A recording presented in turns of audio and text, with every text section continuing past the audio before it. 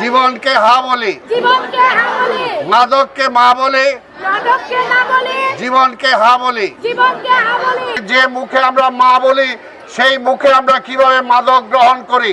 মায়ের কথা মনে হলে তো মাদক গ্রহণ করার কোনো সুযোগ নাই। আজকে যে স্লোগান নিয়ে তোমরা মাঠে নেমে এসেছো, এই স্লোগান হলো যে মাদককে আমরা না বলি, সন্ত্রাসকে না বলি, চাঁদাবাজকে না বলি, অর্থাৎ একটা সামাজিক দায়িত্ব।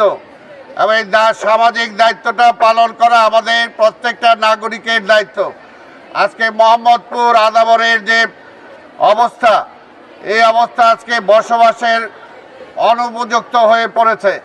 সেই কারণে আজকের এই বিভিন্ন স্কুল কলেজের ছেলেমেয়েরা শিক্ষকদের সহযোগিতায় যে আজকে মানববন্ধন কর্মসূচি, আমি ধন্যবাদ জানাই লালমাটিয়া উচ্চ বালিকা বিদ্যালয় ও কলেজের ছাত্রীদেরকে, প্রধান শিক্ষককে এবং এই কলেজের গভর্নিং বডির সভাপতি রুনালাকে এবং সকল শিক্ষক মণ্ডলীকে, যে আজকে এই আমাদের নাগরিক সচেতনতা সৃষ্টি করা ছাড়া এই মাদক থেকে আমরা বাঁচতে পারবো না, এই সন্ত্রাস থেকে আমরা বাঁচতে পারবো না, এই চাঁদাবাজদের হাত থেকে আমরা বাঁচতে পারবো না। তাই আজকে মোহাম্মদপুরের অধিবাসী সবাইকে, আজকে এই যে ছাত্রীরা রাজপথে নেমে এসেছে, আমরা বিশ্বাস করি এটা দেখে সচেতন হবে, আইন শৃঙ্খলা বাহিনী সচেতন হবে, যারা গার্জেন আছে তারা সচেতন হবে, এবং যে সমস্ত ছেলেরা উচ্ছৃঙ্খল হয়ে গেছে, যে সমস্ত যুবকরা, তারাও আজকে ভালো পথে ফিরে আসবে, এটা আমরা আশা করি।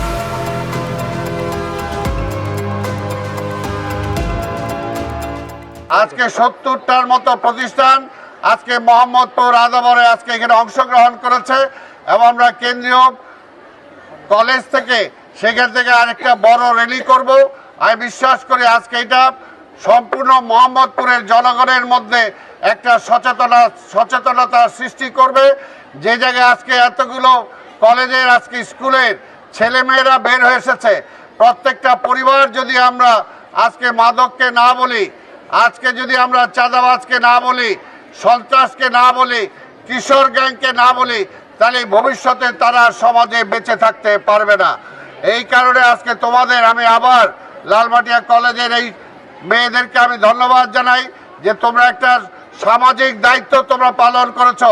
তোমরা আজকের এই স্লোগান দিয়ে, এবং এই স্লোগান আজকে সমাজকে সচেতন করবে ভবিষ্যতে, কারণ এই দেশটা আমাদের, এই ঢাকা শহর এটা আমাদের।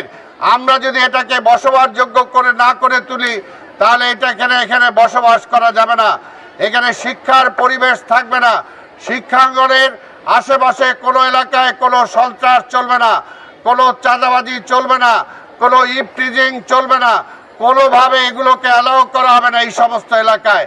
এবং আমি বলতে চাই, ভবিষ্যতে যদি আল্লাহ আমাকে সুযোগ দেয়, মোহাম্মদপুর থেকে চাঁদাবাজদেরকে ঝেঁটিয়ে বিদায় করব ইনশাআল্লাহ। কোনো চাঁদাবাজ, কোনো সন্ত্রাসী থাকতে পারবে না। যারা মাদক দ্রব্য সেবন করো, তোমাদেরকে এটা থেকে ফিরে আসতে হবে। আজকে যে মুখে আমরা মা বলি, সেই মুখে আমরা কিভাবে মাদক গ্রহণ করি? মায়ের কথা মনে হলে তো মাদক গ্রহণ করার কোনো সুযোগ নাই। তাই আজকে যারা আজকে মাদক গ্রহণ করে, তাদেরকেও শিখাইতে হবে যে মুখে তুমি মা ডাকো, সেই মুখে তুমি কিভাবে মাদক গ্রহণ করো। কাজে মাদক আজকে শুধু একটা ছেলে বা একটা মেয়েকে শেষ করে দেয় না, টোটাল সমাজটাকে, টোটাল পরিবেশটাকে শেষ করে দেয়। একটা ছেলের ভবিষ্যৎ নষ্ট করে দেয়, একটা মেয়ের ভবিষ্যৎ নষ্ট করে দেয়।